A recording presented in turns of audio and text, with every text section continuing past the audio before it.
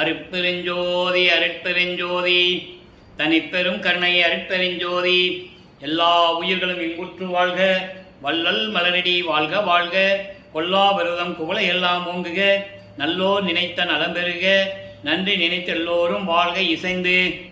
உலக மக்களே, அறிவார்ந்த அன்பர்களே, ஆண்மநேய ஒருமைப்பாடுடைய அன்பர்களே, அருட்பெருஞ்சோதி ஆண்டவருடைய திருவிளையாடலை பார்த்து கொண்டிருக்கிறோம்.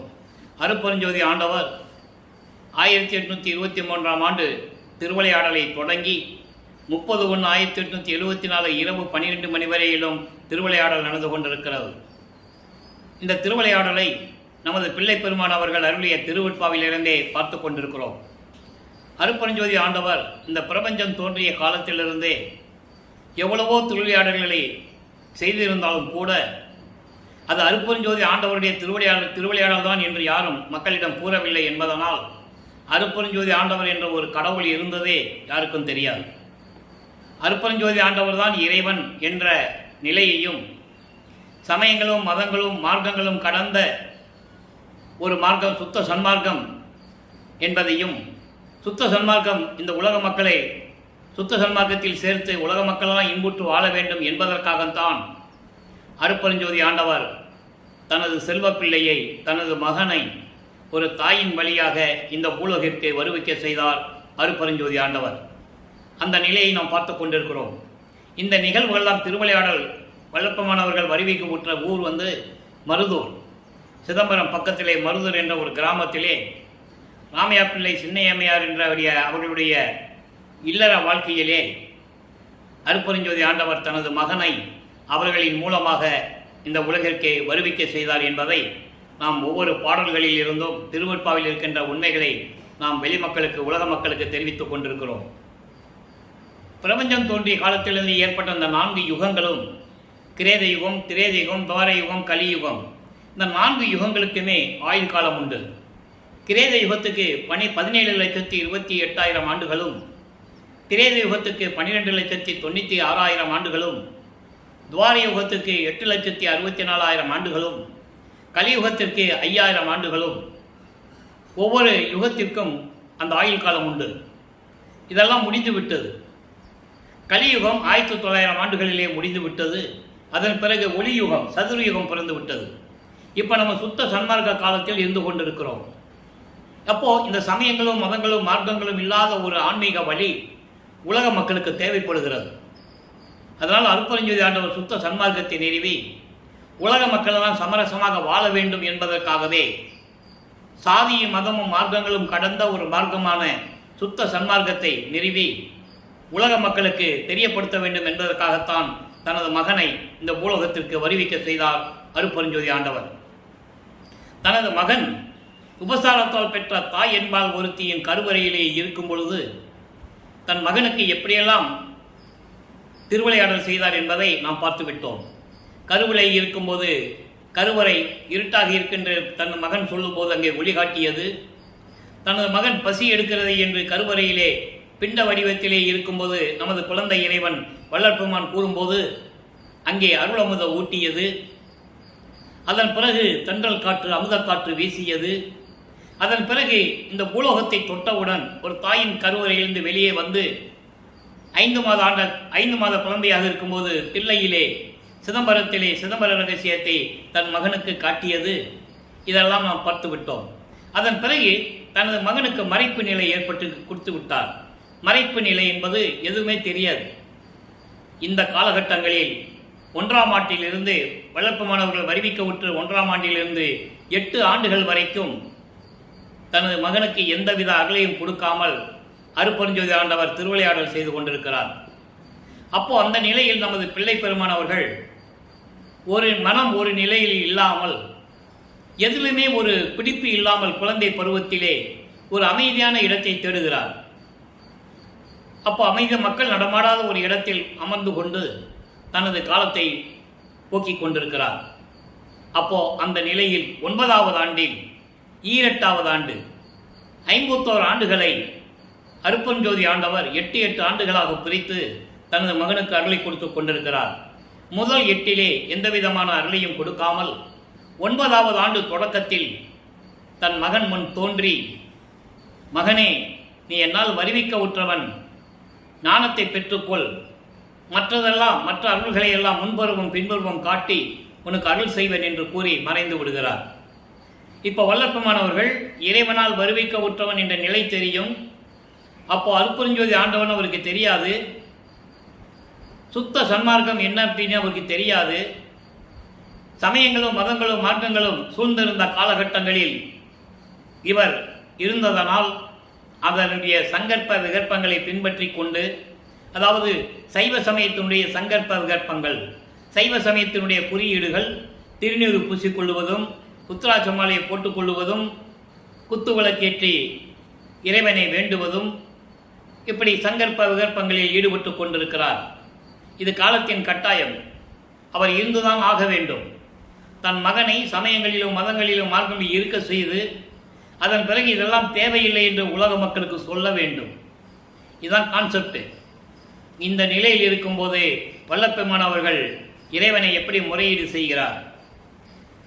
ஆதிசிவன் என்ற ஆரம்பத்திலிருந்தே சிவபெருமான் கடவுள் என்றும், இது சைவ சமயத்தை சேர்ந்த தலைவன், வைஷ்ணவ சமயத்தை சேர்ந்த தலைவன் திருமால் என்றும், இப்படி ஒவ்வொரு சமயத்தினுடைய தலைவர்களை உருவாக்கி அதற்கேற்ற ஆலயங்களை அமைத்து வழிபாட்டு முறைகளை அமைத்து மக்களை வழிபட செய்து விட்டார்கள்.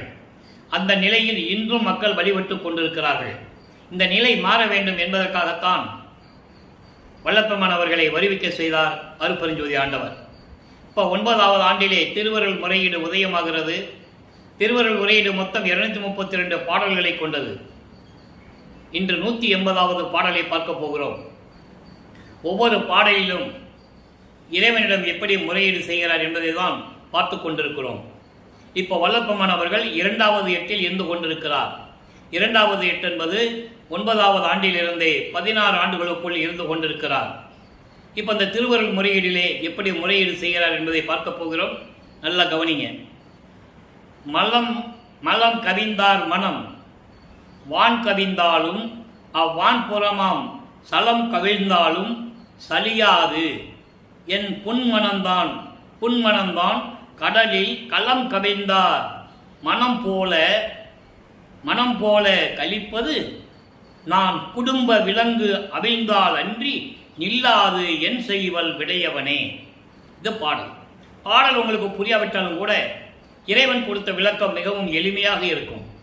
எப்படி இறைவனை முதலில் முறையீடு செய்கிறார்? அதாவது மலங்கள் சூழ்ந்தவர்களின் மனம், நெஞ்சம், உள்ளம். மலம் சூழ்ந்தது என்பது ஆணவம், கண்மம், மாயை, மாமாயை, துரோதை. கண்மம் என்பது கர்மங்கள். கர்மங்களே 3 விதமாக வல்லப்பெருமான் கூறுவார்: சஞ்சீதம், பிராரத்தம், மகாமியம். சஞ்சீதம் என்பது பல பிறவிகளிலே ஏற்பட்ட கர்ம வினைகள். பிராரத்தம் என்பது போன பிறவியிலே ஏற்பட்ட கர்ம வினைகள். அகாமியம் என்பது இந்த பிறவியிலே ஏற்பட்ட கர்ம வினைகள். இப்படி ஆணவம், கர்மம், மாயை, மாமாயை, துரோதை போன்ற மலங்களால் சூழப்பட்டு அப்படிப்பட்ட நிலையில் இருக்கின்றவர்கள் உலகம் அழிந்தாலும் சரி, கடல் நீர் வற்றினாலும் சரி, எதை பற்றுமே கவலைப்பட மாட்டார்கள். எந்த கவலையும் அவங்களுக்கு இருக்காது. அதே போல அதை தொடர்ந்து என் கொடிய மனமும் என்னுடைய உள்ளம் கூட, என்னுடைய மனமும் கடலில் கவிழ்ந்த படகு போல தத்தளித்துக் கொண்டிருக்கின்றது. மனம் ஒரு நிலையில் இல்லை என்று கூறுகிறார். அதாவது உலகியலில் இருக்கின்றவர்கள் எதை பற்றியுமே கவலைப்படுவதில்லை.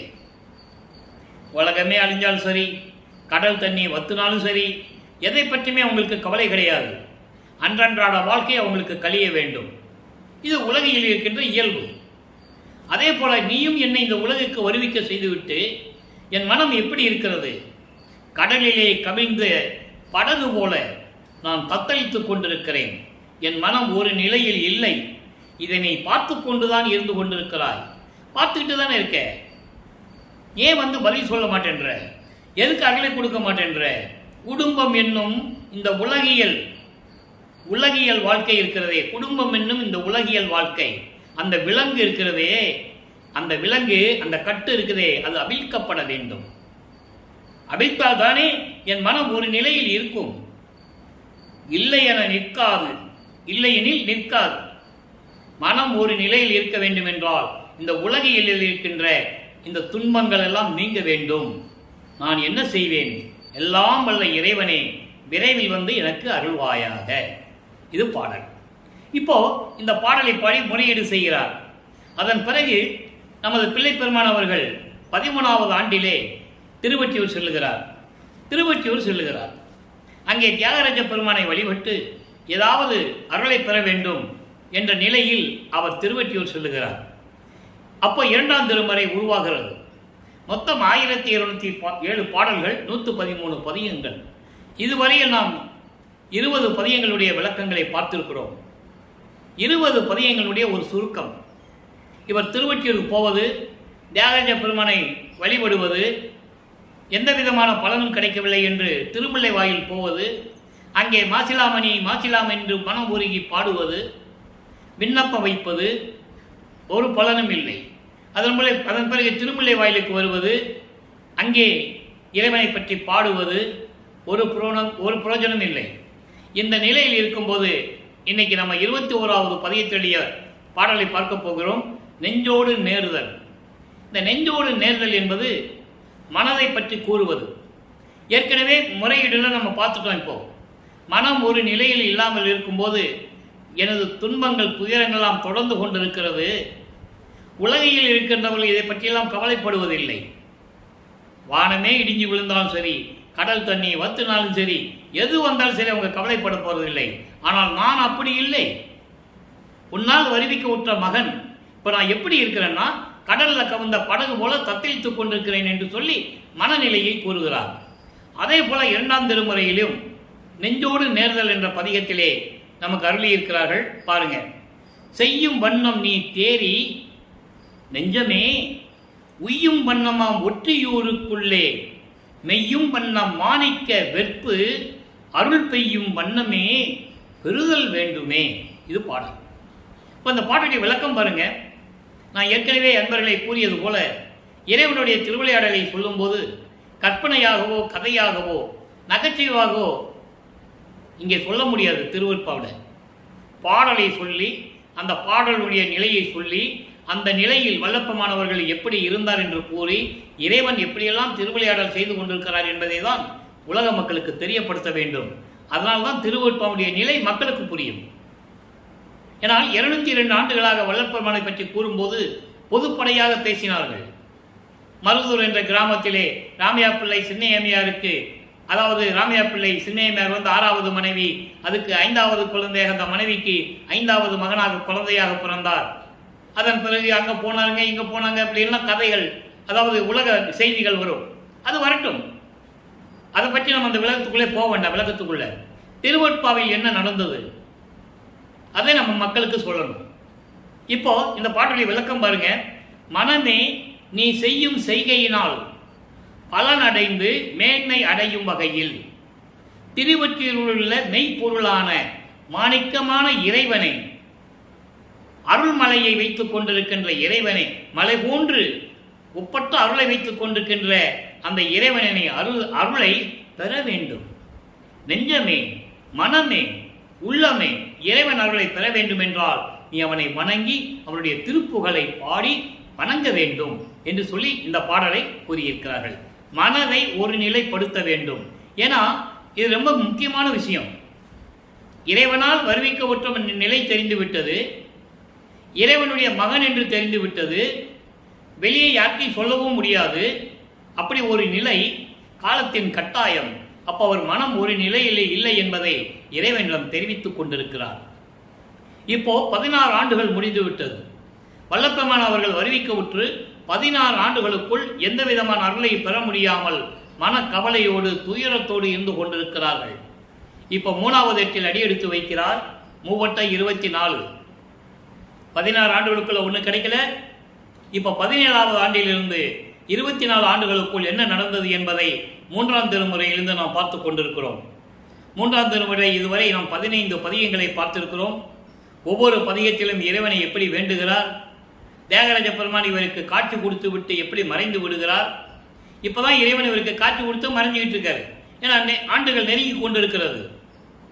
24 ஆண்டுகள் ஆகிவிட்டது வருவிக்க விட்டு வல்லப்பமானவர்கள். வல்லப்பெருமானுக்கு வயது இல்லை, அவர் ஒவ்வொரு யுகத்திலேயும் இருந்து கொண்டிருந்தவர்.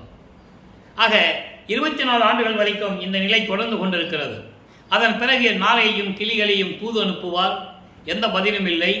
இறைவனிடம் தூது அனுப்புவார் தன்னுடைய மன கூமுறலை சொல்லி. ஒரு குலத்தை பெண்ணிடம் போய் குறி கேட்பார், குறி ஓடாது, ஒரு பிரயோஜனம் இல்லை. இப்போ அதுக்கப்புறம் ஜோதிடம் நாடல், ஒரு ஜோசியர்கிட்ட போய் ஜோசி ஜாதகம் பார்ப்பாரு, அதுலேயும் எந்த விதமான பலனும் இல்லை. இப்போ திருவருள் பெருமிதம் என்ற பதிகத்திலே இன்னைக்கு 2வது பாடலை பார்க்கிறோம். திருவருள் பெருமிதம் என்பது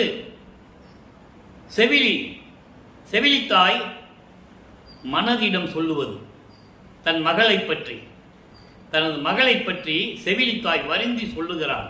எப்படி பாருங்க, அதாவது தன்னை ஒரு தலைவியாகவும் இறைவனை தலைவனாகவும் மனதை உள்ளத்தை செவிலித்தாயாகவும் வர்ணனம் செய்து இந்த பாடலை நமக்கு அருளி இருக்கிறார்கள். பாருங்க, கருவாழ்வு அகற்றும் கண்ணுதலார் கண்ணன் அயனும் காண்பறியார் திருவால் ஒற்றித்தேவர் என்னும் செல்வர் அவரே செல்வமதில் பெருவாழ்வு உடையவர் என நினைத்தாய் மகளே, நீ நினைத்தாய் பிச்சை எடுத்தது அறிந்திலையோ, இருவா மயல் கொண்டு எது பெறுவாய் ஏழையடி நீ என் மகளே. இந்த பாடல் ஏன் உருவானது, ஏன் நமக்கு அருளி இருக்கிறார்கள் என்பதை நாம் சிந்தித்து பார்க்க வேண்டும். வல்லப்பெருமான்கள் வருவிக்கப்பட்டு 24 ஆண்டுகள் வரையிலும் இதே நிலையில் இருந்து கொண்டிருக்கும் போது தன்னை சார்ந்தவர்களும் தனக்கு அறிமுகமானவர்களும் அவரை பற்றி எப்படியெல்லாம் பேசினார்கள். ஏன் இவ்வளவு வீணாக அலைந்து கொண்டிருக்கிறாய், திருவொற்றியூருக்கும் சென்னைக்கும் ஏன் இவ்வளவு தூரம் அலைந்து கொண்டிருக்கிறாய், என்ன பலனை பெறப்போகிறாய், இப்படியெல்லாம் கேலி கிண்டல் செய்து கொண்டிருந்தார்கள். அப்போ அவருடைய மன குமுறலை உலக மக்களுக்கு தெரிவிக்கிறார். எப்படி, அதாவது கரு வாழ்வு அகற்றும் கண்ணுதலார் தீய வினைகளை அகற்றக்கூடிய நெற்றிக்கண் உடைய இறைவன், திருமாலும் பிரமனும் காண முடியாத இறைவன். இது விளக்கங்கள் அடிக்கடி நம்ம 4 வருஷமா நம்ம பார்த்துட்டோம். இருந்தாலும் இன்னைக்கும் அதை வல்லப்பெருமான் சொன்னதுனால இந்த விளக்கத்தை கொடுக்க வேண்டியிருக்கு. இறைவனுடைய திருவடியை பார்க்க வேண்டும் என்று இறைவனிடம் சொல்லி இருந்தால் இறைவன் காட்டியிருப்பார். ஆணவத்தோடு, தாங்கள் தான் பெரியவர்கள் என்ற ஆணவத்தோடு இறைவனுடைய திருமுடியையும் அடியையும் பார்க்க வேண்டும் என்று சொன்னதனால் இறைவன் விஸ்வரூபம் எடுத்து விட்டார். பிரம்மன் அன்னப்பறவையாகவும் திருமால் பன்றியாகவும் உருவெடுத்து போய் பார்க்குறாங்க, பார்க்க முடியல. இதை அழகாக கூறுவார். பூத்திடும் அவனும் காத்திடும் அவனும் புல் விலங்கு உருக்கோடு நேடியும் ஏத்திடும் முடியும் கூத்திடும் அடியும் இன்னும் காண்கிறர் என்று சொல்லுவார். இன்னும் பார்க்கலையாம். படைக்கும் தொழிலை செய்யக்கூடிய பிரம்மனும் காக்கும் தொழிலை செய்யக்கூடிய திருமாலும் இறைவனுடைய அடிய முடியை பார்க்க முடியாமல் அன்னப்பறவையாக உருமாறுகிறான் பிரம்மன், மேலே பறந்து செல்கிறான், பார்க்க முடியவில்லை. திருமால் பன்றி அவதாரம் எடுத்து, அதான் வராக அவதாரம் உருவானது. பன்றி உருவமாக மாறி பூலோகத்தை சென்று திருவடியை பார்ப்பதற்காக மண்ணை பெயர்த்துக் கொண்டு சொல்கிறான், பார்க்க முடியவில்லை, முடியையும் அடியையும் பார்க்க முடியவில்லை என்று கூறுவார். நெடுமால் பன்றி என நெடுநாள் நேடியும் கண்டறியாத பூம்பாதங்கள் என்று சொல்லுவார். நான்முகத்தோனும் திரு நெடுமாலும் மெஞ்ஞானம் என்னும் வான்முக கண் கொண்டு காணாமல் தன் உருமாறியும் அவங்களுக்கு மெஞ்ஞானம் இல்லை என்று சொல்லுகிறார். இப்போ வல்லப்பெருமானவர்கள் எந்த நிலையில் ஞானம் பெற்றுக் கொண்டிருக்கிறாரோ அதே நிலைதான் அவர்களுக்கும். அவர்களுக்கு மெஞ்ஞானம் இல்லை. அதான் சொல்றாரு, மெஞ்ஞானம் என்னும் கண் கொண்டு காணாமல். மெஞ்ஞானம் இருந்தாலும் இருந்த இடத்திலே பார்க்கலாமே. தன் உருமாறியும் தேன்முக பொன்றை முடியும் செந்தாமரை சேவடியும் ஊன்முக கண் கொண்டு காணாமல் தேடி நின்றார் சற்றும் உணர்விலே. எப்படி பார்க்கணும் கூட ஒரு உணர்வு கூட அவங்களுக்கு தெரியல. அததான் சொல்லுகிறார், கண்ணன் அயனும் காண்பறியார். அப்படிப்பட்ட இறைவன் திருவால் ஒற்றித்தேவர் என்னும் செல்வர், செல்வ செழிப்புடன் இருக்கின்ற திருவொற்றியூரில் இருக்கின்ற கடவுளவர், அருள் செல்வம் உடையவர், அவரே செல்வமதில் பேர்வாழ்வு உடையவர், அவர் அருள் செல்வம் உடையவர் என்று நீ நினைத்து கொண்டிருக்கிறாய் மகளே. மனம் சொல்லுகிறது, செவிலித்தாய் சொல்லுகிறாள், அவன் பிச்சை எடுத்தவன் என்று உனக்கு தெரியாதா? உணவின்றி பிச்சை எடுத்தவன், இருக்க இடமின்றி சுடுகாட்டிலே படுத்து கொண்டிருந்தவன், உடம்பெல்லாம் பிணங்களின் சாம்பலை பூசிக் கொண்டிருந்தவன், மண்டை ஓடுகளை மாலையாக அணிந்து கொண்டிருந்தவன். அவனை போய் காதலிக்கிறேன் சொல்லுகிறாயே, என்ன பலன் பெறப் போகிறாய்? இதை ஏன் சொன்னாரே? உலக மக்கள் அப்படியெல்லாம் அவர்கிட்ட சொல்லிக்கிட்டு இருக்காங்க. இப்படிப்பட்டவனை போய் நீ வணங்கி கொண்டிருக்கிறையே, என்ன பலனை பெறப் போகிறாய்? கலியுகத்திலே, அப்ப கலியுகம் நடந்து கொண்டு இருக்கிறது, நல்லா புரிஞ்சுக்கணும். கலியுகத்தில் இதெல்லாம் நடக்கின்ற காரியமா என்ற நிலை அவர்கிட்ட கூறும்போது அவர் மனம் குமுறி இந்த பாடலை அருளி இருக்கிறார்கள் என்பதை இங்கே நான் பதிவு செய்ய கடமைப்பட்டிருக்கிறேன். அப்போ மனம் சொல்லுது, மா காதல் கொண்டுள்ளாயே, அவனை அவனை நீ அடைந்து என்ன பயனை பெறப் போகிறாய்? ஏழையடி என் மகளே, ஒன்றும் விவரம் தெரியாத சின்ன குழந்தையாக இருக்கிறையே என்னுடைய மகளே என்று மனம் என்கின்ற செவிலித்தாய் சொல்லுவது போல இந்த பாடலை நமக்கு அருளி இருக்கிறார்கள். பாடலின் மைய கருத்து, இதனால் உலக மக்களுக்கு என்ன தெரிவிக்கிறார் இறைவன் வல்லப்பமானவர்கள்? உலக மக்களே, நான் இறைவனால் வருவிக்க உற்று, நல்லா கவனிக்கணும். இப்போ சமயங்களையும் மதங்களையும் மார்க்கங்களையும் பின்பற்றி கொண்டிருக்கிறார். அவருக்கு சுத்த சன்மார்க்கம் தெரியாது. சிவபெருமான் தான் கடவுள் என்ற நிலையில் தியாகராஜ பெருமான் என்றும், நடராஜன் என்றும், சொக்கநாதன் என்றும், மாசிலாமணி என்றும் பல பெயர்களிலே அழைத்துக் கொண்டிருக்கிறார். அதை நீங்க புரிஞ்சுக்கணும். அப்போ உலக மக்களுக்கு சொல்றார், நான் வருவிக்க உற்று 24 ஆண்டுகள் வரையிலும் நான் பட்ட துன்பங்களை சொல்லி முடியாது, சொல்லி மாளாது. இந்த நிலையில் நான் இருந்து கொண்டிருக்கிறேன், இறைவனிடந்து எந்த அருளையும் பெற முடியவில்லை என்று சொல்லி இந்த பாடலை நமக்கு அருளியிருக்கிறார்கள்.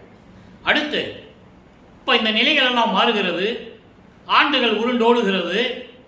4வது எட்டில் அடியெடுத்து வைக்கிறார். 4 8 32. இப்போ 24 ஆண்டுகள் வரைக்கும் ஒன்றும் இல்லை. அடுத்து 8 ஆண்டுகள், 25வது ஆண்டிலிருந்து 32 ஆண்டுகளுக்குள் என்ன நடந்தது என்பதை 4ஆம் திருமுறை பாடலிலிருந்து நாம் பார்த்து கொண்டிருக்கிறோம். பதிகம் 2 அருட்பிரகாச மாலை, இன்று 100வது பாடல்.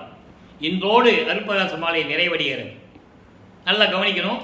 இப்போ இந்த நிலையில் இருக்கும்போது 27வது ஆண்டில் வல்லப்பமானவர்கள் வருவிக்க உற்று 27வது ஆண்டில் திருமணம் செய்ய வேண்டும் என்று வருவிக்க உற்றதனால் ஏற்பட்ட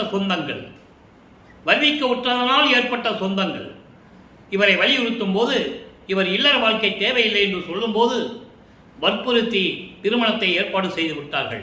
இது உலகியல் விளக்கம். ஏற்கனவே இது நிர்ணயிக்கப்பட்ட விளக்கம். வல்லப்பமான வருவிக்க உற்றதுக்கு முன்னாலே ஏற்கனவே எல்லாமே நிர்ணயிக்கப்பட்டது அருட்பெருஞ்சோதி ஆண்டவரால். அப்போ தனக்கோடி அம்மையாருக்கு இவர் தாலி கட்டினால்தான், திருமாங்கல்யத்தை பூட்டினால்தான், தாலி கட்டினால்தான் அந்த அம்மாவிற்கு விமோசனத்தை தர முடியும், மோட்ச வீட்டைக்கான வழியை காட்ட முடியும். அப்போ அந்த திருமண மண்டபத்திலே திருமணம் நடக்கின்ற நிகழ்ச்சியிலே தேவர்கள் அனைவரும், பிரம்மன் திருமால் உட்பட அனைவரும் உட்கார்ந்து வாழ்த்துவதற்காக நின்று கொண்டிருக்கிறார்கள். திருமண மண்டபத்திலே உட்கார்ந்து இருக்கிறார்கள்.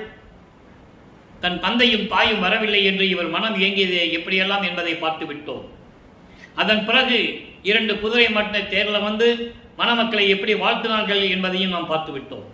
ஆக அந்த அம்மாவிற்கு 27வது ஆண்டில் அவருக்கு விமோசனத்தை காட்டிவிட்டு அந்த உலகப்பற்றை துறக்கிறார். உலகியல் வாழ்க்கையை துறக்க வேண்டும். அவரோடு கூடி வாழ வேண்டும் என்ற அவசியம் இல்லை, காலத்தின் கட்டாயம் இல்லை. ஏனால் இது ஒரு நிலை. அப்படி இருக்கும்போது அதன் பிறகு இவர் மனம் உடைந்து இத்தனை ஆண்டுகள் வரையிலும் நாம் இறைவனை முறையிட்டும் வழிபட்டும் எந்த விதமான பலனும் கிடைக்கவில்லை என்பதை மனதில் வைத்துக்கொண்டு வீட்டிற்குள்ளே கதவை பூட்டி தாழ்பால் போட்டுறார். இப்போ மகனுடைய கோபத்தை அறிந்து, இப்போ அருட்பெருஞ்சோதி ஆண்டவர் இறைவன் அவருக்கு தெரியும், சுத்த சன்மார்க்கம் அவர்கிட்ட இருக்கிறது தெரியும். இந்த நிலையில் இறைவன் எப்படி வந்து தெருவிலை கால் வலிக்க இரவிலை நடந்து வந்து தன் மகனை அழைத்து அருள் கொடையை கொடுக்கிறார் என்பதை நாம் ஒவ்வொரு பாடலிலும் பார்த்து விட்டோம். இன்று கடைசி பாடல் நல்ல கவனிங்க. 100வது பாடல்.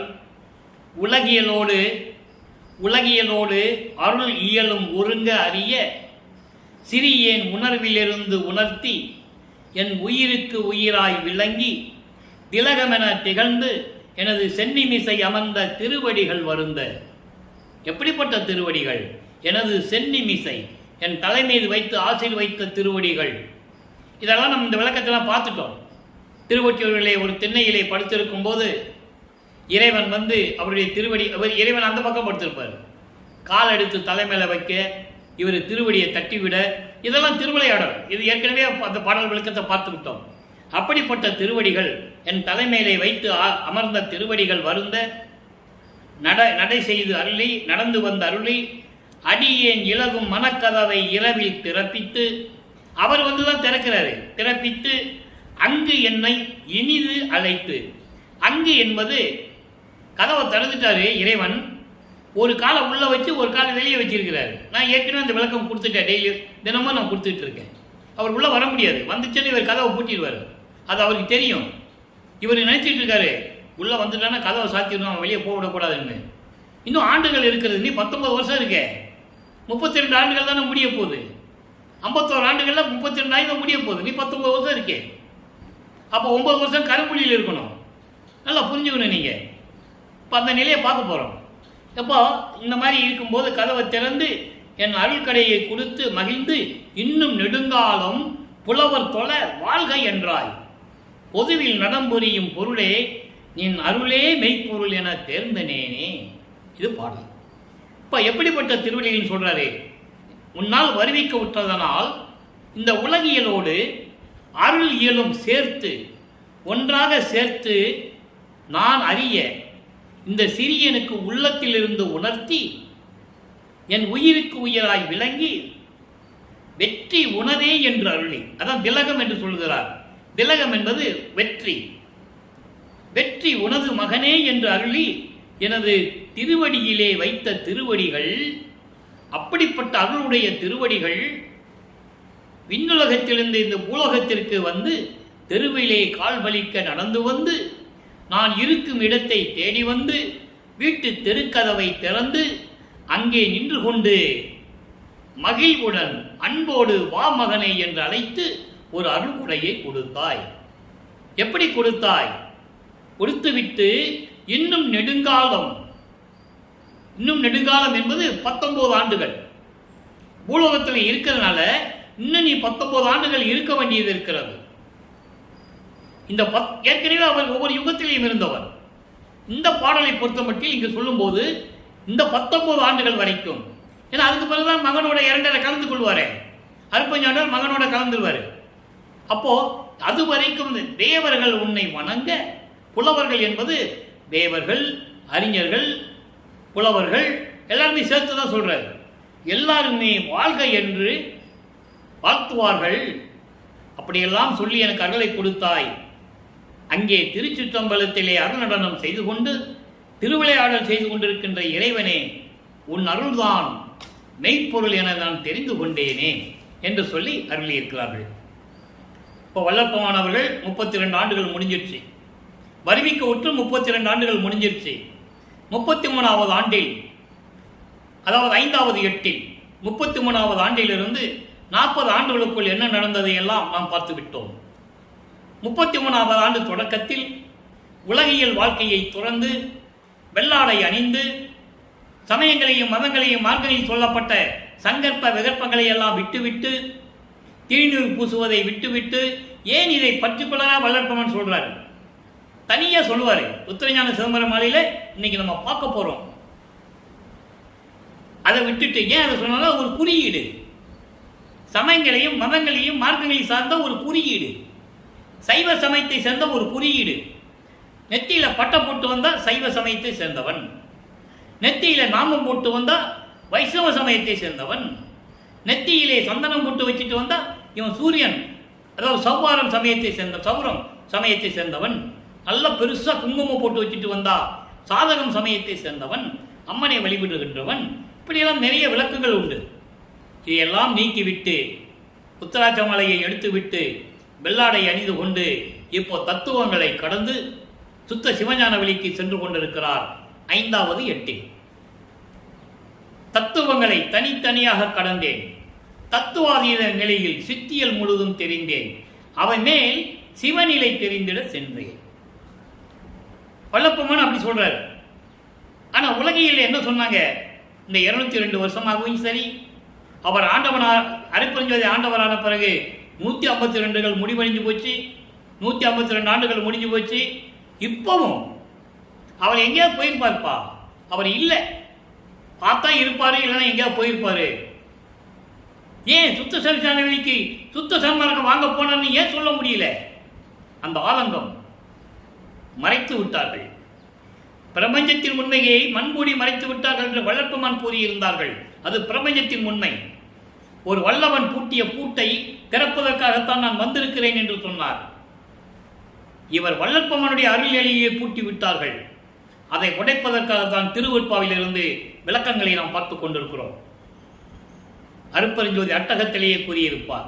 படிக்கிறாங்க, உணர்வில்லை, விளக்கம் சொல்ல முடியல, தத்துவங்களை கடந்து போயிட்டு இருக்காரு. அகவலே சொல்லுவாரு, ஏழாணி நிலையை ஏற்றி எந்தனக்கே 6 காட்டிய அருட்பெருஞ்சோதி.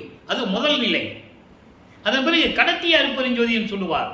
ஏறா நடுநிலை ஏற்றி எந்தனை ஈண்டே 6 கடத்திய அருட்பெருஞ்சோதி. அழகா இருக்கு பாடல்களில் விளக்கம், யாரும் மறுக்க முடியாது.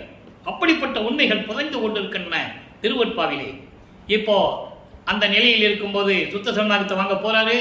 அங்க மகனை வரவேற்று அங்க சத்திய சிற்சபை பொற்சபையோட ஒரு சத்திய ஞான சபை இருக்குது.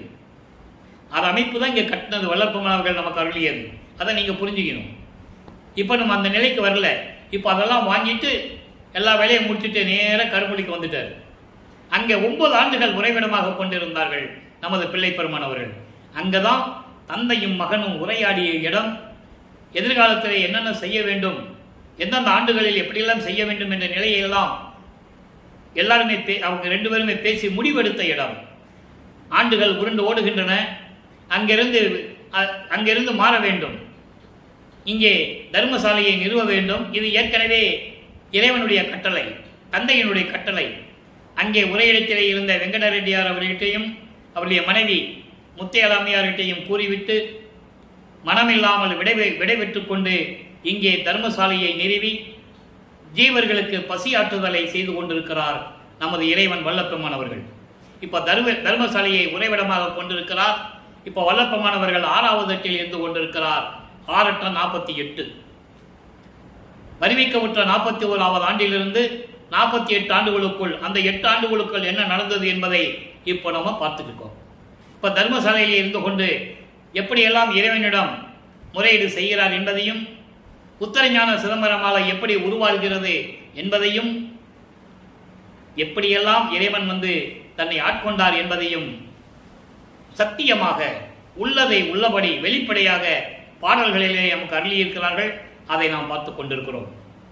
தலைவி வருந்தல் நல்லா கவனிக்கணும். இப்போ 1ஆம் திருமுறையில மனம் எப்படிதான் இருந்தது என்பதை கூறிவிட்டார். 2ஆம் திருமுறையிலே மனதோடு எப்படி பேசினார் என்பதையும் கூறிவிட்டோம். மனநிலையை எப்படி எடுத்து கூறினார்கள். 3ஆம் திருமுறையிலே இறைவனுடைய நிலையையும் அவர் மனம் எப்படியெல்லாம் வருந்தியது என்பதையும் பார்த்துவிட்டோம். 4ஆம் திருமுறையிலே இறைவன் தோன்றி எப்படி ஆட்கொண்டு அருளை கொடுத்தார் என்பதை கூறிவிட்டோம். 6ஆம் திருமுறையில் என்ன நடக்குது?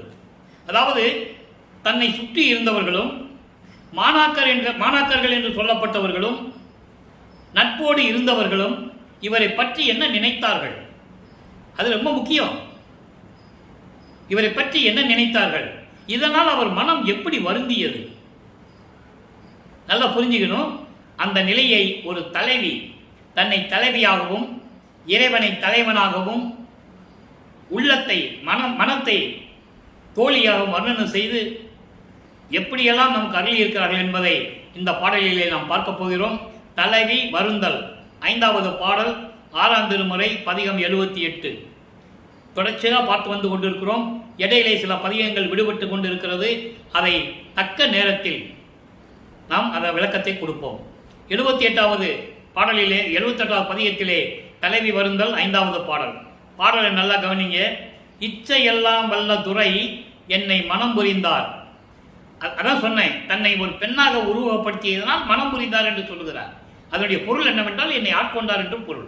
அதை நீங்க புரிஞ்சுக்கணும். முதல்ல பாடலை படிப்போம், அப்புறம் விளக்கத்தை தரேன், உங்களுக்கு புரியும். என்னை மனம் புரிந்தார் ஏடி என்ன தோழியை கூப்பிடுறார். ஏடி என்னடி நினைச்சிட்டு இருக்க? ஏடி, எனக்கு இணை எவர்கள் என்றே, அதனாலோ எச்சமய தேவரையும் இன மதிக்க மாட்டேன். நல்ல இந்த வரிக்கு விளக்கம் சொல்லணும்னா 1 மாசம் சொல்லணும். நமக்கு நேரம் பத்தலை. இறைவனை பற்றி பேசணும்னா பேசிக்கிட்டே இருக்கலாம்.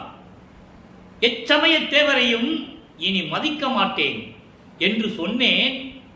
சொல்லுவார், பாடல்களில் சொல்லியிருக்கிறார். சொன்னேன், இதனாலோ எதனாலோ அறியேன், நச்சுமர கனி போல பாங்கி மனம் கசந்தாள். தோழி மனத்தை சொல்லுகிறார். நயந்து எடுத்து வளர்த்தவளும் கயந்து எடுப்பு புகன்றாள். வளர்த்தவள் யார்? சிவகாமி அம்மையார். இதை ஏன் சொல்றாருங்கிறத ரொம்ப நுட்பமாக கவனிக்கணும். இதில் சூட்சமமான விளக்கங்கள் இருக்கிறது. ஏன் சிவகாமி வெளியே வளர்ப்பு தாயின்னு சொன்னார்? அதுக்கு விளக்கம் தரலாம். அச்சமிலால் இவள் என்றே அலர் உரைத்தார் மடவார். மடவார்னா பெண்கள். தன்னை பெண்ணாக உருவப்படுத்தினால் பெண்கள் என்று சொல்லுகிறார். உலக மக்கள் என்று அர்த்தம். அண்ணல் நடராயர் திரு எண்ணம் அறிந்திலனே. இது பாடல். அந்த பாடலுடைய விளக்கம் பாருங்க. எல்லா அருள்களையும் என்னை வருவிக்க விட்டு, இந்த பூலோகத்திலே என்னை வருவிக்க விட்டு, என்னை ஆட்கொண்டு சுத்த சன்மார்க்கத்தை கொடுத்து எல்லா அருளையும் கொடுத்த வல்லமை படைத்த துரை என்று, துரை என்னை ஆட்கொண்டார் என்று நான் சொன்னேன். அதற்கு எனக்கு இணை எவர்கள் இருக்கிறார்கள் என்று நான் சொன்னேன். எனக்கு நிகர் யாருமே இல்லை என்று நான் சொன்னேன். அதனளவோ என்னவோ தெரியவில்லை, எச்சமய தேவரையும் இனி மதிக்க மாட்டேன் என்று சொன்னேன். சமயத்தேவர்கள் யார்? சிவபெருமான், திருமால், பிரம்மன், இந்திரன், சூரியன், அம்மன், இவர்களெல்லாம் சமய தலைவர்கள். இவர்களையெல்லாம் மதிக்க மாட்டேன் என்று நான் சொன்னேன். சொல்லுவார் ஒரு பாடலிலே, செத்து செத்து பிறக்கும் தேவர்களை மதிக்க மாட்டேன், என் முன் வழியிலர் என்று சொல்லுவார். இவர்கள்லாம் செத்து செத்து பிறக்கணும். நான் அப்படி அல்ல. நான் பிரம்மனால் படைக்கப்பட்டவன் அல்ல, திருமாலால் காக்கப்பட்டவன் அல்ல. நீயே என் தந்தை அருளுடையாய், என்னை நேர்ந்து பெற்ற தாயே என்று கூறுவார். தந்தையும் தாயும் நீதானே என்று சொன்னேன். இதனால் வளர்ப்பு தாய் கூட என்னுடைய தோழியோடு சேர்ந்து கொண்டு கடுகடுத்து பேசுகிறாள். எவ்வளவு அற்புதமா சொல்றார் பாருங்க. இதற்கு பலனாகவே ஆனந்தமாலை என்று ஒரு பதிகம் இருக்கிறது. நம்ம அடுத்து பார்க்க போறோம். நாளையிலிருந்து அற்பகாச மாலை முடிஞ்சிச்சு இல்லை, 4ஆம் திருமுறையிலே ஆனந்தமாலையை பார்க்க போறோம். அதனுடைய விளைவு, அதனுடைய பலனை இங்க சொல்றார். எப்படி சொல்வார்னா, சிவகாமி வள்ளி அருப்பஞ்சு ஆண்டவர்கிட்ட சொல்லுவாங்க, உன் பையன் உன்னைய பத்தியே பாடிட்டு இருக்கான், என்னை பத்தி ஒரு பதியம் கூட பாடல் சொல்லும் போதுதான் ஆனந்தமாலை உருவாகிறது. இதை மக்களிடம் யாரும் சொல்லவில்லை. சம்பந்தன் ஞானத்தை பெற்ற பிறகு, ஞான சம்பந்தனான பிறகு அங்கே பார்வதி சொல்லுகிறாள் சிவபெருமானிடம், உங்கள் மகன் உங்களை பற்றியே பாடிக்கொண்டிருக்கிறான், என்னை பற்றி பாடுவதில்லை என்று சொல்லும்போது அங்கே ஒரு பதிகம் உருவாகிறது. அது மக்களிடம் சொன்னார்கள், மக்கள் ஏற்றுக்கொண்டார்கள். திருவருட்பாவில் இருக்கின்ற உண்மைகளை மக்களிடம் சொல்லவில்லை, மக்களுக்கு தெரியாது. சொன்னாதானே தெரியும். அந்த நிலை நாளைக்கு பேசுவோம். நாளைக்கு ஆனந்த மாலையில் அது நிலை உருவாகிறது. இப்போ வளர்த்த தாயும் மனதோடு சேர்ந்துவிட்டு என்னை கடுகடுத்து பேசுகிறார். அதோடு மட்டுமல்ல, அச்சமில்லால் என்று, இவளுக்கு அச்சமில்லை, நாணமில்லை, மடமில்லை என்று விண்ணுலகிலே இருக்கின்ற பெண்களும் பூலோகத்தில் இருக்கிற பெண்களும் என்னை ஏசுகிறார்கள், கேலி செய்கிறார்கள், பழி கொண்டு பேசுகிறார்கள். எவ்வளவு அற்புதமா சொல்றார் பாருங்க. அப்ப என்ன அர்த்தம்? நான் இறைவனை என்னை ஆட்கொண்டார் என்று சொன்னதை யாரும் நம்பவில்லை. இதை எல்லாரும் சேர்ந்து கொண்டு என்னை கேலியும் கிண்டலும் செய்கிறார்கள் என்று கூறுகிறார். நல்லா புரிஞ்சுக்கணும். அப்போ அந்த நிலையில் இருந்து கொண்டு இப்படியெல்லாம் இருக்கின்றார்கள். ஆனால் என்னுடைய இறைவன், இறைவன் அண்ணல்லனா இறைவன் அருப்பெருஞ்சோதி ஆண்டவர், அருப்பெருஞ்சோதி ஆண்டவருடைய உள்ளத்தில் என்ன நினைத்து கொண்டிருக்கிறார் என்று தெரியவில்லை என்று கூறுகிறார். அதன் பிறகு உத்தரஞான சிதம்பர மாலை உருவாகிறது. என்ன சொல்றாரு? 5வது பாடல் அற்புதமான பாடல், நல்லா கவனிக்கணும். இப்போ வல்லப்பமானவர்கள் 40வது ஆண்டிலிருந்து 48 ஆண்டுகளுக்குள் இருந்து கொண்டிருக்கிறார். இங்கே சத்திய தர்மசாலையிலே உறைவிடமாக கொண்டிருக்கிறார். அவருக்கு தெரியும் அங்கே இருக்கின்ற பெருவழியை பார்க்கிறார். இந்த பெருவழிதான் சத்தியஞான சபையை அமைப்பதற்கு சரியான இடம் என்று ஏற்கனவே திட்டமிட்டது. அதை நம்ம அப்புறம் தான் பார்க்க போகிறோம். எப்போ மேட்டுக்குப்பத்துக்கு போன பிறகு இந்த நிலை எப்படி இருக்குது என்பதை அங்கே தான் நம்ம விளக்கம் சொல்ல முடியும். இப்போ இது மனசில் வச்சுக்கங்க. தர்மசாலையிலே பார்க்கிறார், பெருவழியை பார்க்கிறார், இதுதான் உகந்த இடம் என்று சொல்லி உத்தரஞான சிதம்பர மாலை உருவாகிறது. உத்தரஞான சிதம்பரம் என்பது வடலூரிலே இருக்கின்ற பார்வதிபுரம். வடலூர் என்றும் சொல்லலாம், பார்வதிபுரம் என்றும் சொல்லலாம். இப்போ என்ன சொல்றார் பாருங்க, இதனுடைய நிலை என்ன? உத்தரஞான சிதம்பரத்தினுடைய நிலை என்ன? நான் ஏற்கனவே கூறியிருக்கிறேன். சிதம்பரம் என்பது அருப்பெருஞ்ஜோதி ஆண்டவருடைய மற்றொரு பெயர். நடராஜன் கிடையாது, அருப்பெருஞ்ஜோதி ஆண்டவருடைய மற்றொரு பெயர் என்பதை அடுத்து நம்ம நடராஜபதி மாலையில் பார்க்கும்போது உங்களுக்கு புரியும். அது பெண்டிங்கில் இருக்கு. அடுத்து நம்ம சொல்லுவோம். 1ஆம் திருமுறையிலே மகாதேவ மாலையை சொல்லும்போது, 2ஆம் திருமுறையிலே எழுத்தறியும் பெருமான் மாலையை சொல்லும்போது, 3வது 4வது திருமுறையிலே பிரசாத மாலையை சொல்லும்போது, 6ஆம் திருமுறையிலே தத்துவ வெற்றியை சொல்லும்போது இந்த நிலைகள்லாம் உங்களுக்கு புரியும். இப்போ பாருங்க, இப்போ உத்தரஞான சிதம்பர மாலையில என்ன சொல்றாரு? ஒத்தாரையும் இழிந்தாரையும் அண்டர்லைன். ஒத்தார்னா யாரு, இழிந்தார்னா யாரு? தெளிவா சொல்றாரு, நல்லா கவனிக்கணும். ஒத்தாரையும் இழிந்தாரையும் நேர்கண்டு உவக்க ஒருமித்தாரை வாழ்விப்பது எது? உத்தரஞான சிதம்பரம். அப்போ இங்க சத்தியஞான சபையை அமைக்க போறோம். அவருக்கு எல்லாம் மறைமுகமான சூட்சமமான விளக்கம். இங்கதான் எல்லாரையும் கண்டுகொள்ள முடியும். ஒத்தார் என்பது சுத்த சன்மார்க்கத்தை சேர்ந்தவர்கள், ஒத்த கருத்தோடு இருக்கின்றவர்கள். இழிந்தார் என்பது நல்லா கவனிக்கணும். இழிந்தார் என்பது சமயங்களையும் மதங்களையும் மார்க்கங்களையும் பின்பற்றி கொண்டு இங்க வருவார்கள். எங்கே? வடலூருக்கு வருவார்கள். இவர்களையெல்லாம் நேர்கண்டு அடையாளம் பார்த்துக்கணும். இவன் யாரு? ஒத்தார், சுத்த சன்மார்க்கத்தை சேர்ந்தவன். இவன் யாரு? சமயங்களையும் மதங்களையும் மார்க்கங்களையும் பின்பற்றி கொண்டு பலியிடும் கோயில்களிலே உயிர்களை பலி செய்யக்கூடிய சிறு தெய்வங்களை வணங்கி கொண்டிருக்கின்றவன். இதனை நேர்கண்டு அறிந்து கொண்டு உவக்க ஒருமித்தாரை வாழ்விப்பது. யாருக்கு அருள் கிடைக்கும்? ஒருமித்தாரை வாழ்விப்பது. ஒத்த கருத்தோடு சுத்த சன்மார்க்கத்தில் கொலையும் புலையும் தவிர்த்து உயிர்களை கொலை செய்வதை நிறுத்திவிட்டு, மாமிசத்தை நிறுத்திவிட்டு சுத்த சன்மார்க்கத்தை மேற்கொண்டு வருகின்றார்களே, அவர்களை வாழ வைப்பது உத்தரஞான சிதம்பரம். தெளிவா சொல்றாரு. நீங்க நல்லா கொஞ்சம், நான் ஏற்கனவே பல விளக்கங்கள் எதுவும் நான் கொடுத்துருக்கேன். இன்னைக்கு நேரடியாகவே பாடல் மூலமா விளக்கம் தரேன். இப்படிப்பட்ட வாழ்விப்பது ஏற்றாருக்கு அமுதம் விளம்பி இடுவித்தாரை காப்பது. அமுதம் விளம்பி, நல்லா கவனிக்கணும். ஏற்றாருக்கு சுத்த சன்மார்க்கத்தை ஏற்றுக்கொண்டு அருப்பெருஞ்சோதி ஆண்டவர் தான் இறைவன் என்று ஏற்றுக்கொண்டு இயற்கை உண்மை விளக்க கடவுளாகிய அருப்பெருஞ்சோதி ஆண்டவரை ஏற்றுக்கொண்டு இருக்கின்றவர்களுக்கு விரும்பி அமுதம் அளித்து, அமுதம் என்பது அருள், அருளை கொடுத்து அவருடைய துன்பத்தை காப்பது, இடுவித்தாரை காப்பது, அவருடைய துன்பத்தை காப்பது சித்தாடுகின்றது. இறைவனுடைய அருளெல்லாம் இங்குதான் விளையாடி கொண்டிருக்கிறது. அப்படிப்பட்ட இடம் உத்தரஞான சிதம்பரம். அதுக்கு அடுத்து ஒரு வரி சொல்றார் பாருங்க, மேதின் மேல் செத்தாரை மீட்கின்றது உத்தரஞான சிதம்பரமே. இந்த உலகத்திலே இறந்தவர்கள் என்பது பிணங்களை அல்ல, இறந்து அவங்க எத்தனையோ ஆண்டுகள் கூட ஆகியிருக்கலாம், அவர்களை மீண்டும் கொண்டு வர வேண்டும்.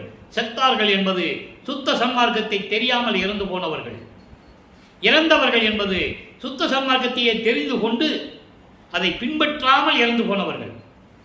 இவர்களையெல்லாம், அந்த ஆன்மாக்களை எல்லாம் திருப்பி கொண்டு வந்து மனித பிறவியை கொடுத்து சுத்த சன்மார்க்கத்தை கற்றுக் கொடுத்து அவங்களை இன்புற வாழ வைக்க வேண்டும் என்பதுதான் உத்தரஞான சிதம்பரத்தின் நோக்கம் என்று சொல்லுகிறார். அதனால்தான் இங்கே எழுவார் மேடை என்ற ஒரு மேடையை அருளினார்கள் வல்லப்பமானவர்கள். அது சத்தியஞான சபையை கட்டும்போது அந்த விளக்கம் உங்களுக்கு வரும். இப்போ அங்கே எழுவார் மேடையை நீங்க பார்க்கலாம்.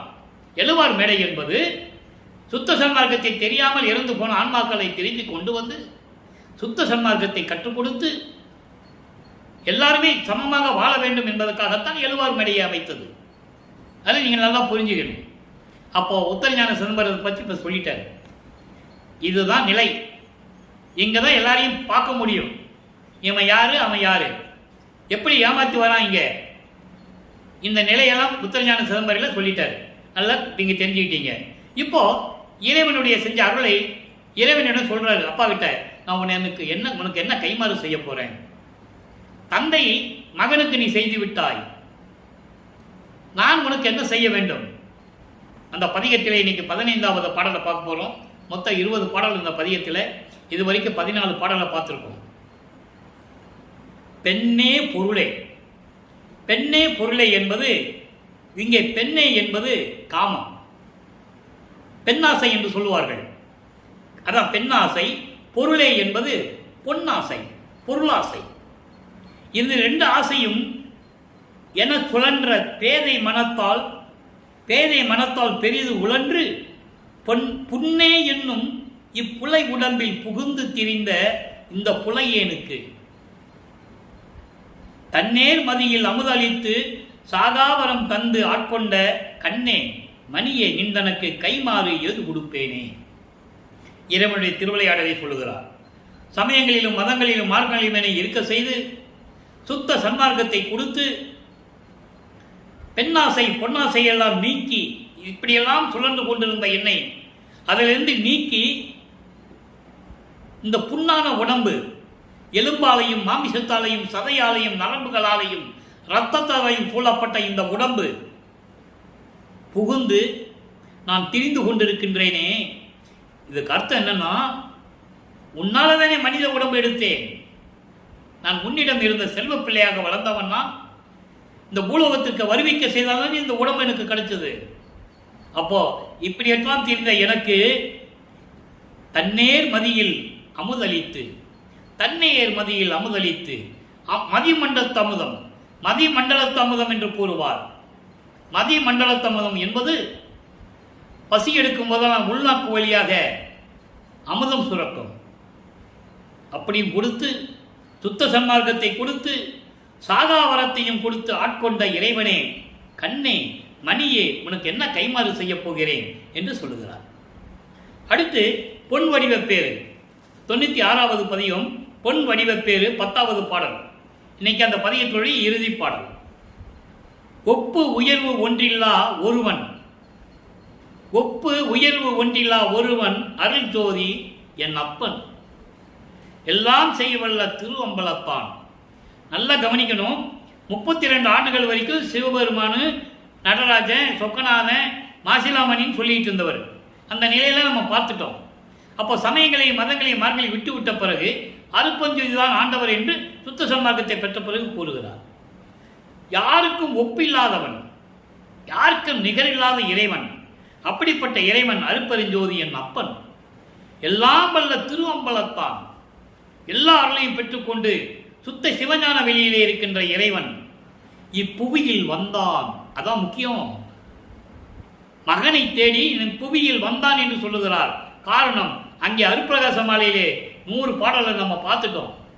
அதன் பிறகு சுத்த சன்மார்க்கத்தை பெற்ற பிறகு இப்புவியில் வந்தான்.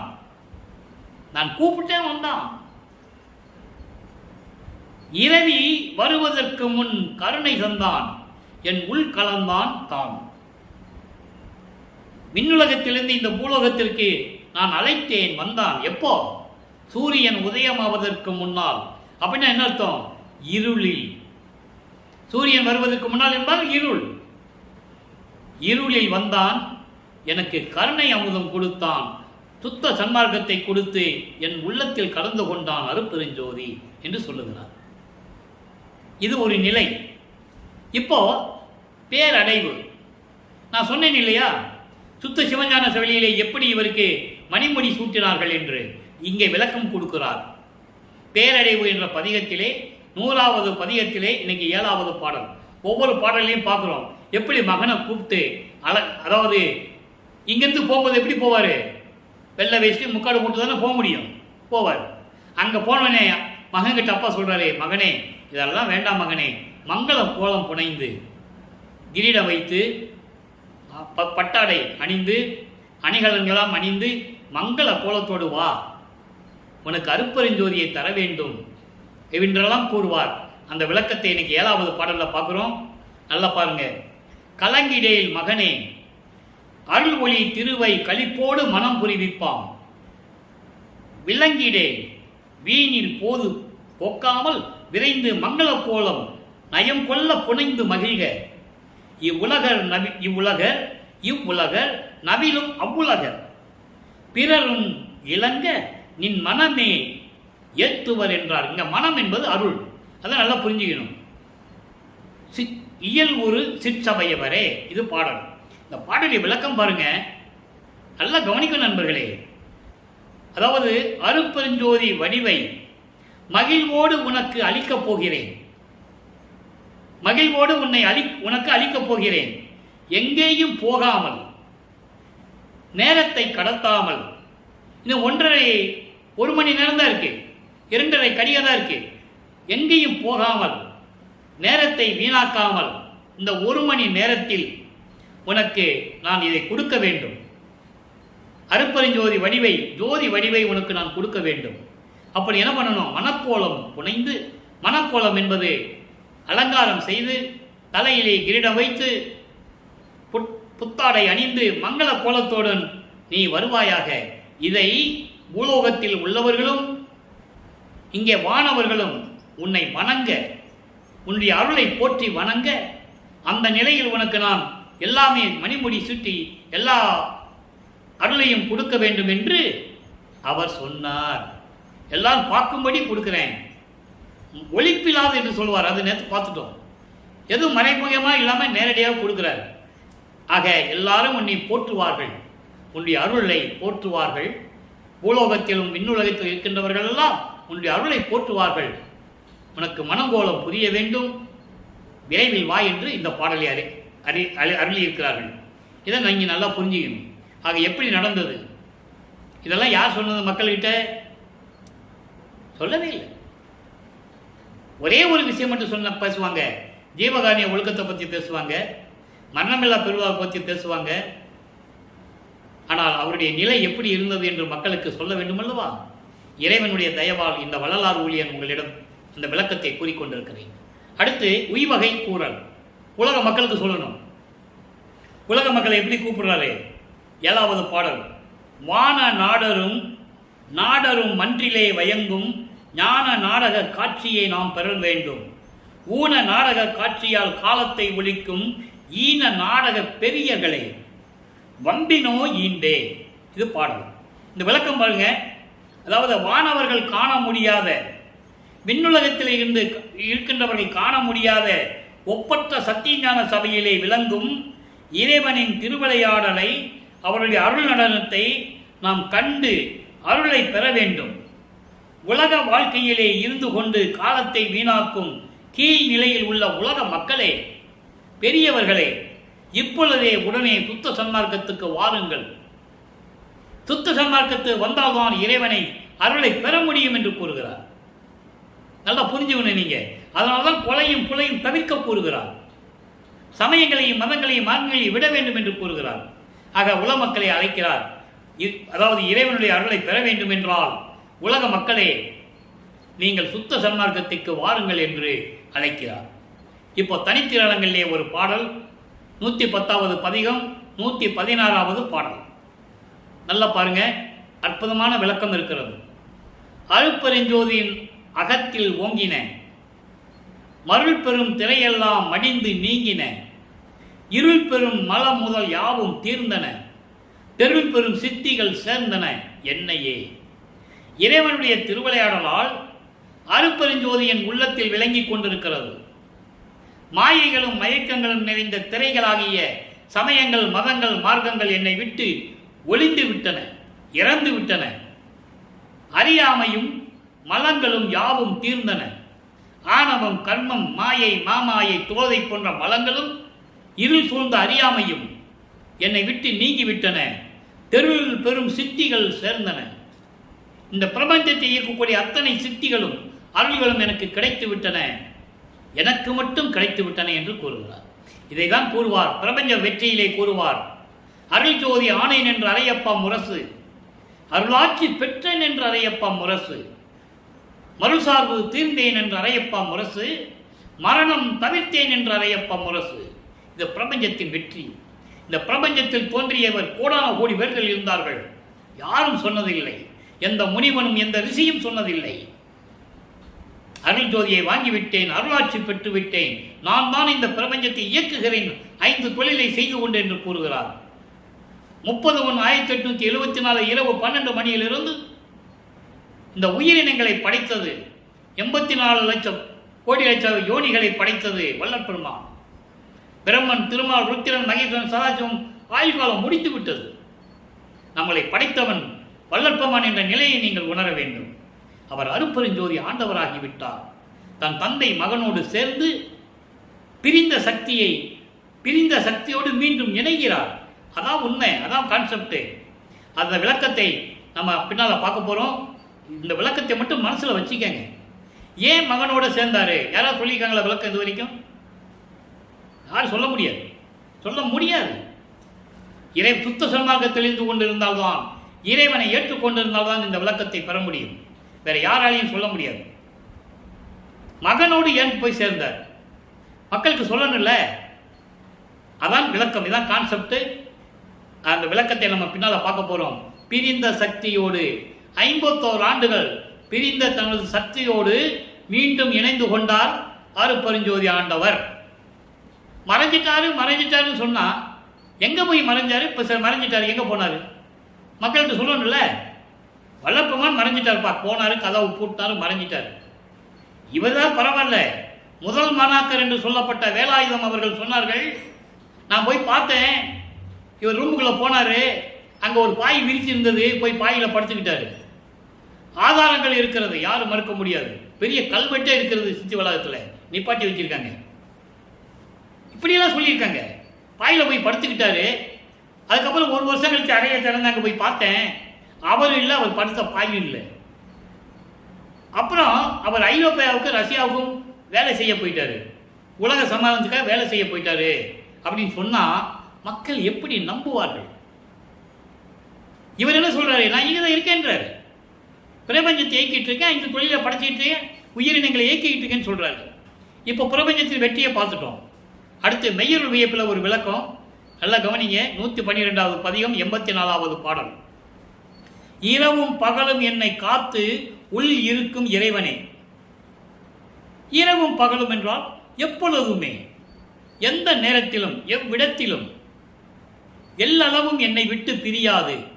அகவலில் சொல்லுவாரு, எம்மையினும் என்னை விட்டு இறையும் பிரியாது. அம்மையும் அப்பனுமாம் அருட்பெருஞ்சோதி. எம்மையினும் என்ன சொல்றாரு? அதான் இரவும் பகலும் சொல்றாரு. அது அகவலில் இருக்கும். என்னை விட்டு பிரியாது அம்மையும் அப்பனுமாக, தாயும் தந்தையுமாக விளங்கி கொண்டிருப்பவன் அருட்பெருஞ்சோதி. அதை இங்க சொல்றாரு, இரவும் பகலும் என்னை காத்து என் உள்ளத்தில் இருக்கின்ற இறைவன். அடுத்து சொல்றாரு பாருங்க, எல்லா உலகமும் புகழ, அண்டர்லைன், எல்லா உலகங்களும் என்னை புகழ்ந்து கொண்டிருக்கின்றன. அந்த நிலையில் என்னை மேல் ஏற்றும் இறைவனே. கடவுள் நிலை 16வது நிலை. கடவுள் நிலை அறிந்து அம்மையமாகக்கூடிய நிலை. ஏமசித்தி, சாகா கல்வி, தத்துவங்களை நிக்கிரம் செய்தல், அதன் பிறகு கடவுள் நிலை அறிந்து அம்மையமாதல். அதான் தத்துவங்களை கடந்து போனேன்னு சொல்றாரு அருட்பெருஞ்சோதி அட்டகத்தினை. அகவல்லையும் சொல்றாரு. மக்கள்கிட்ட யாரும் சொல்லலை, அதான் விஷயம், வேற ஒன்றும் இல்லை. ஆக எல்லா உலகங்களும் என்னை போற்றி வணங்குகின்றன. கரவு நினையாது எனக்கு மெய்மையை காட்டும் துணைவனே. வஞ்சகம் இல்லாது, சூது இல்லாது எனக்கு அருட்பெருஞ்சோதியை காட்டி, இயற்கை உண்மை விளக்கத்தை காட்டி என்னை ஆட்கொண்ட இறைவனே. மகிழ்வோடு என்னையும் சன்மார்க்கத்தில் நாட்டும் துணைவனே. சுத்த சன்மார்க்கத்திலே என்னை நிலைநிறுத்திய இறைவனே என்று சொல்லி இந்த பாடலும் கருளியிருக்கிறார்கள். எனவே அன்பர்களே, இன்றைய திருவிளையாடல் பதிவை நாம் பார்த்துவிட்டோம். நீங்களும் இறைவனை வணங்கி சுத்த சன்மார்க்கத்தில் சேர்ந்து கொலையும் பிழையும் தவிர்த்து அருட்பெருஞ்சோதி அருட்பெருஞ்சோதி தனிப்பெருங்கனை அருட்பெருஞ்சோதி என்ற மகாமந்திரத்தை உச்சரித்து இறைவனுடைய அருளையும் செல்வங்களை எல்லாம் பெற்று இந்த வையகத்திலே நீங்கள் வாழ்வாங்கு வாழ வேண்டும் என்று இறைவனுடைய தயவாலையும் கருணையாலையும் வாழ்த்து விடைபெறுகிறேன். இந்த வள்ளலார் ஊழியன். மீண்டும் நாளை சந்திப்போம். நன்றி, வணக்கம். அருட்பெருஞ்சோதி அருட்பெருஞ்சோதி தனிப்பெருங்கருணை அருட்பெருஞ்சோதி. நாளையும் இறைவனுடைய திருவிளையாடல் தொடரும். கண்டு மகிழ்ந்து இறைவனுடைய அருளை பெற்றுக்கொள்ளுங்கள்.